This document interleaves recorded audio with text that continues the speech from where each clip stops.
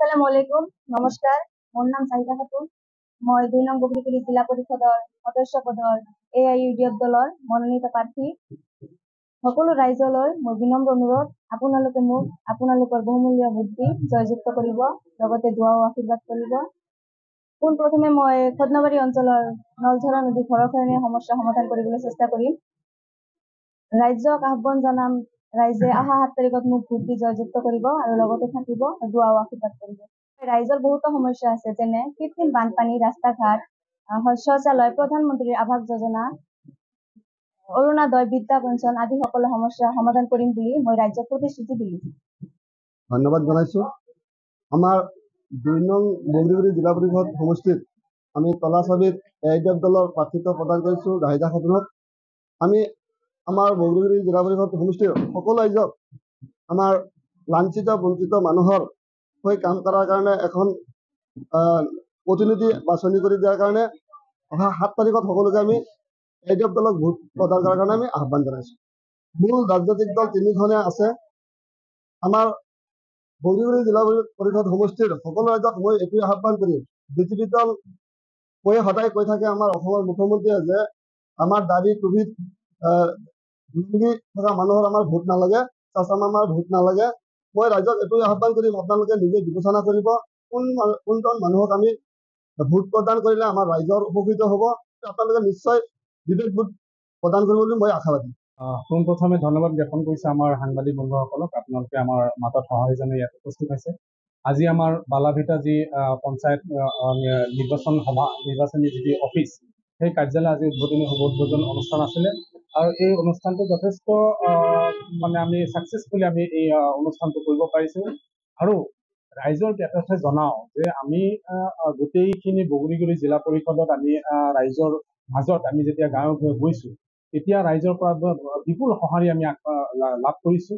আমাৰ জাহিদা খাতুনে তেওঁ নিশ্চয়কৈ এটা সুযোগ্য কেণ্ডিডেট আৰু আমাৰ ৰাইজৰ লগত মিলি থকা আৰু ৰাইজৰ যিখিনি অসুবিধা আমি দেখিবলৈ পাইছোঁ যে বিগত সময়ত যিহেতু কংগ্ৰেছৰ নেতা নেত্ৰীসকল আছিলে, এই পালাভিটা বা আপোনাৰ গাঁও পঞ্চায়ত, আপোনাৰ বগৰীগুৰি কওক, তাৰপিছত নিচুকা কওক, গোটেইখিনি অঞ্চলত আমাৰ ৰাইজৰ কিন্তু চলাচলৰ পৰা আৰম্ভ কৰি বিভিন্ন ক্ষেত্ৰত বিভিন্ন অসুবিধা আছে। এই অসুবিধাখিনি দূৰ বিগত সময়ত এই বৰপেটা ডিষ্ট্ৰিক্টৰ জিলা পৰিষদৰ চেয়াৰমেন কংগ্ৰেছৰ আছিলে, ইয়াতে এই পঞ্চায়তত জিলা পৰিষদৰ কংগ্ৰেছৰ আছিলে, কিন্তু তেওঁলোকে কিন্তু ৰাইজৰ সমস্যালৈ কেতিয়াও মাত মাতা নাছিলে। আমি শুনামতে বিগত সময়ৰ যি জিলা পৰিষদৰ কেণ্ডিডেট আছিলে কংগ্ৰেছৰ পৰা নিৰ্বাচিত কৰি ৰাইজে আমাক দিছিলে, কিন্তু বিগত 5 বছৰ ৰাইজৰ সন্মুখত তেওঁ দেখা দিয়া নাই।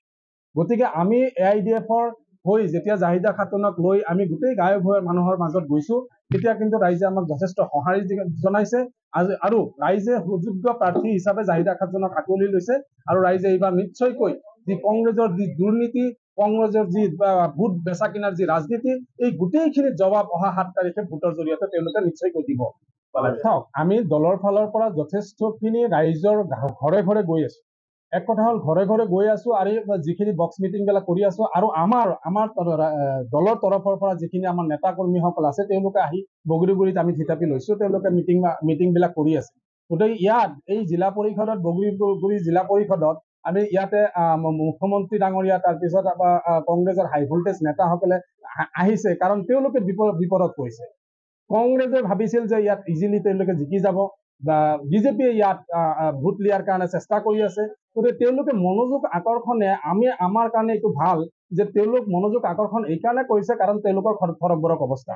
গতিকে এই ক্ষেত্ৰত আমি আমাৰ যি পলিচি ৰাজনৈতিকভাৱে আমি যেনেকে আগবাঢ়ি আছোঁ, আমি ৰাইজৰ মাজত যেনেকে গৈ আছোঁ, এই পলিচিত আমি আগবাঢ়ি আছোঁ। আৰু আগন্তুক দিনত ৰাইজৰ মাজত আমি নিৰ্বাচনী বিশাল সভা এখনৰ আয়োজন নিশ্চয়কৈ কৰিম, আৰু তাত আমাৰ নেতা কৰ্মীসকলে ভাষণ ৰাখিব ৰাইজৰ হৈ। তেওঁলোকে নিশ্চয়কৈ ৰাইজৰ স্বাৰ্থত কথা ক'ব, যিখিনি ৰাইজে বুজিবলগীয়া জানিবলগীয়া আছে সেই সভাৰ জৰিয়তে আমি নিশ্চয়কৈ মেছেজটো দিবলৈ চেষ্টা কৰিম। এই কথা বিগত সময়ত ইয়াত বেলেগ বেলেগ ৰাজনৈতিক দলৰ প্ৰতিনিধি আছিলে, আৰু আমাৰ এই যি বগৰীগুৰি জিলা পৰিষদটো পৰিছে, এই জিলা পৰিষদটো কিন্তু গোটেইখিনি এটা নদীৰে ভাগ কৰিছে, আৰু ভাগ কৰাৰ মাজত কিন্তু তাৰ কানেক্টিভিটি কিন্তু গোটেইখিনি অসুবিধা। বাৰিষা কালত ৰাইজ তাতে পাৰ হ'ব নোৱাৰে, আৰু বৰ্তমান সময়ত হাকুৰ জৰিয়তে তাত মানে পাৰ হয়, যাৰ কাৰণে টেক্স দিব লাগে। যাৰ কাৰণে প্ৰত্যেক দিনে ৰাইজসকলে কিন্তু পইচা দিব লাগে, গাড়ীৰ কাৰণে বাইকৰ কাৰণে পইচা দিব লাগে। তো ইয়াৰ সমাধান পঞ্চায়তে হওক বা জিলা পৰিষদে নিশ্চয়কৈ কৰিব লাগিছে। প্ৰত্যেক দিন ৰাইজে তাত পইচা দি যি টেক্স কালেকশ্যনৰ এটা জৰিয়া কৰি লৈছে, সেইটো আমাৰ বিগত সময়ৰ নেতাসকলৰ, আমাৰ নিৰ্বাচিত নেতাসকলে সেইটো এটা দুৰ্নীতি, বিশাল এটা কেলেংকাৰী, য'ত আমি মনোযোগ দিয়া নাই। গতিকে আমি যদি আমাৰ এই বগৰীগুৰি জিলা পৰিষদে যদি ৰাইজে আমাৰ পক্ষত AIDF-ক যদি জিকাই দিয়ে ৰাইজে খাতনক, তেতিয়াহ'লে আমাৰ প্ৰথম কাম হ'ব তাত সেই ব্ৰিজখনৰ প্ৰপ'জেলৰ জৰিয়তে প্ৰথম আমি সেই ব্ৰিজখন কৰাৰ কাৰণে চেষ্টা কৰিম, যাতে দুটা অঞ্চলৰ মাজত কানেক্টিভিটিটো আমাৰ ফাৰ্ষ্ট প্ৰায়ৰিটি থাকিব। ইয়াৰ জৰিয়তে আমি জনাওঁ যে AIDF-ক গোটেই অসমত, গোটেই নামনি অসমত, ধুবুৰী হওক, গোটেইখিনি হওক, আজি AIDF-ক গোটেইখিনি ৰাইজে আঁকোৱালি লৈছে। আৰু ইয়াত যে কংগ্ৰেছে হওক বা অখিল গগৈয়ে হওক, কংগ্ৰেছৰ নেতা কিছুমানে হওক, যে AIDF-ক ভোট নিদিয়াৰ যি আহ্বান তেওঁলোকে কৰে, আৰু AIDF-ক যি সাম্প্ৰদায়িক ৰাজনৈতিক দল বুলি কয়, যে আচলতে তেওঁলোকে এই মুছলিম জাতিটোক তেওঁলোকৰ আত্মপৰিচয়ৰ পৰা বঞ্চিত কৰাৰ হকে এই কথাটো তেওঁলোকে কৈ আছে, যে AIDF-ক যেতিয়া মানুহে আঁকোৱালি লৈছে, AIDF-ক যেতিয়া আত্মপৰিচয়ৰ ক্ষেত্ৰত ৰাইজে আঁকোৱালি লৈছে, তেতিয়া তেনে ক্ষেত্ৰতে কংগ্ৰেছে তেওঁলোকৰ এই মানুহৰ অধিকাৰ খৰ্ব কৰাৰ ক্ষেত্ৰত ৰাইজক আহ্বান জনাই আছে যে AIDF-ক ভোট নিদিব। অখিল গগৈয়ে তেওঁলোকৰ নিজৰ পাতনি মেলিবলৈ গোটেই নামনি অসমত আহি, তেওঁ শিৱসাগৰ নিজৰ সমষ্টি এৰি পেলাই আহি নামনি অসমত AIDF-ৰ বিপক্ষে তেওঁ ষ্টেণ্ড লৈছে, যে মুছলমান মানুহক তেওঁ হেৰি কৰি আছে। গতিকে এইখিনি পলিচি গোটেইখিনি যে AIDF-ক ধ্বংস কৰা পলিচি। আৰু ৰাইজক এটা কথা কওঁ যে আঞ্চলিক দল প্ৰত্যেকটো জাতি জনগোষ্ঠীৰে নিজৰ নিজৰ ৰাজনৈতিক দল ভাৰতবৰ্ষত আছে। প্ৰত্যেকটো যিটো ষ্টেটত যায়, সেইটো ষ্টেটতে প্ৰত্যেকটো জনগোষ্ঠীৰ তেওঁলোকৰ নিজৰ নিজৰ দল আছে। যদি মেঘালয়ত যাওঁ তেওঁলোকে কংগ্ৰেছ নকৰে, যদি আজি বড়ো সম্প্ৰদায়ৰ মাজত যাওঁ তেওঁলোকে কংগ্ৰেছ নকৰে, যদি কাৰ্বি সম্প্ৰদায়ৰ মাজত যাওঁ তেওঁলোকে কংগ্ৰেছ নকৰে। কিন্তু আমি যদি মুছলমানে যদি এটা পাৰ্টি কৰোঁ, তেতিয়াহ'লে তাৰ নাম হয় সাম্প্ৰদায়িক পাৰ্টি।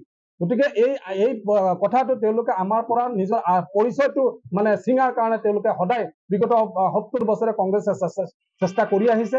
আৰু এতিয়াৰ সময়ত যেতিয়া তেওঁলোকে ৰাইজে আঁকোৱালি লৈছে, তেতিয়া ৰাইজক বিভ্ৰান্তি কৰাৰ কাৰণে তেওঁলোকে এই মন্তব্যবিলাক আগবঢ়াই আছে।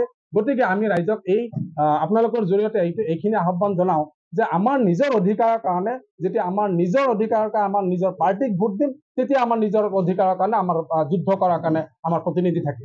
গতিকে আপোনালোকে নিশ্চয়কৈ AIDF-ক ভোটৰ জৰিয়তে জয়যুক্ত কৰক। আগন্তুক সময়ত আপোনালোকৰ সমস্যা লৈ পোনপটীয়াকৈ মাত মাতাৰ কাৰণে AIDF সদায় প্ৰস্তুত।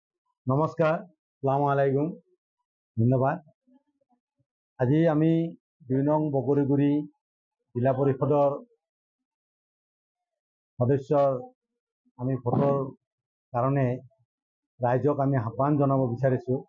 ৰাইজে যাতে আমাৰ সংযুক্ত গণতান্ত্ৰিক মৰ্চা AIDF-ৰ দলত শাহিদা খাতুনক ভোট দি জয়যুক্ত কৰাৰ কাৰণে মই ৰাইজক গতিকে ৰাইজে যাতে আমাক AIDF দলক জিলা পৰিষদ গঠন কৰা সহায় কৰাৰ কাৰণে ভোট সাব্যস্ত কৰে। আৰু বিশেষকৈ মই এইখিনি কথা ক'ব বিচাৰোঁ, আজি বিজেপি দলে সদায় কৈ থাকে চাচা মামাৰ ভোট নালাগে, লুংগি টুপিৰ ভোট নালাগে। মই এইটোৱে ভাবি নাপাওঁ যে আজি আমাৰ ইয়াত যিটো জিলা পৰিষদৰ কেণ্ডিডেট আজি আমাৰ বিজেপিৰ কেণ্ডিডেট হৈছে, সিহঁতে কি হিচাপে ইয়াত ভোট খুজিব আহে। আজি স্পষ্ট আজি আমাৰ চিফ মিনিষ্টাৰ ডাঙৰীয়াই কৈ আছে যে চাচা মামাৰ ভোট নালাগে, দাড়ি টুপিৰ ভোট নালাগে। পীযুষ হাজৰিকাই অপেন মিটিঙত কৈ আছে, আমাৰ এই জয়ন্ত মল্ল ডাঙৰীয়াই তেখেতে কৈ আছে যে আমাক চাচা মামাৰ ভোট নালাগে। এইবিলাক কথা যদি আমি এতিয়া আমাৰ এই জিলা পৰিষদত কি হিচাপে যে আজি মুছলিম মানুহে ইয়াত বিজেপিৰ টিকট লৈ ইয়াত আমাৰ তাত ভোট খুজিব আহিছে, মই এইটোৱে। গতিকে মই ৰাইজক আহ্বান, মই আমাৰ সাংবাদিক বন্ধুসকলৰ জৰিয়াই মই ৰাইজৰ ওচৰত মই এইখিনি বাৰ্তা মই প্ৰেৰণ কৰিব বিচাৰিছোঁ। আজি বিশেষকৈ কংগ্ৰেছ দলৰ বিগত দিনত আমি দেখা পাইছোঁ, আমাৰ শামছুল হক ডাঙৰীয়া তেখেত এজন মন্ত্ৰী আছিল। তাৰপিছত তেখেতৰ সুযোগ্য সন্তান ৰাজীৱ হক, তেওঁ ডিষ্ট্ৰিক্ট প্ৰেচিডেণ্ট। আজি তেওঁৰ সৰু ভাই ৰিংকু, তেওঁ যোৱা জিলা পৰিষদৰ 5 বছৰ সদস্য আছিল। আজি দেখা গ'ল যে সিহঁতৰ ইয়াত ভোট নাথাকা স্বত্বেও সিহঁতে কলভাঙাৰ পৰা ভোট কাটি আনি আজি সেইখন ফেমিলিৰ বোৱাৰীক ইয়াত টিকেট প্ৰদান কৰিছে। আজি কি ইয়াত কি পৰিয়াল কেন্দ্ৰিক ৰাজনীতি, এইটোকে কয় পৰিয়াল কেন্দ্ৰিক ৰাজনীতি। আজি ইয়াতে কি বগৰীগুৰি আমাৰ জিলা পৰিষদৰ অঞ্চলত কি আৰু কি মানুহ নাছিল নেকি, আৰু কি কংগ্ৰেছী মানুহ নাছিল নেকি? গতিকে মই আহ্বান বগৰীগুৰি জিলা পৰিষদৰ অন্তৰ্গত আজি বালাভিটা পঞ্চায়ত, নিচুকা পঞ্চায়ত, বগৰীগুৰি পঞ্চায়তৰ মই ৰাইজক আহ্বান জনাইছোঁ, ইহঁতে এই 7 তাৰিখে এইটোৰ এটা যোগ্য প্ৰত্যুত্তৰ দিব বুলি মই আশা ৰাখিছোঁ। জাহিদা খাতুন অতি দৰিদ্ৰ পৰিয়ালৰ এজনী ছোৱালী, খুব ভাল ছোৱালী, নম্ৰ ছোৱালী। আজি আমাৰ দলৰ ফালৰ পৰা টিকট প্ৰদান কৰা হৈছে। আজি জাহিদা খাতুনক আপোনালোকে বহুমূলীয়া ভোট দি জয়যুক্ত কৰক। আজি আমি তাইৰ হকে কাম কৰাৰ কাৰণে আমি ৰাইজৰ সন্মুখত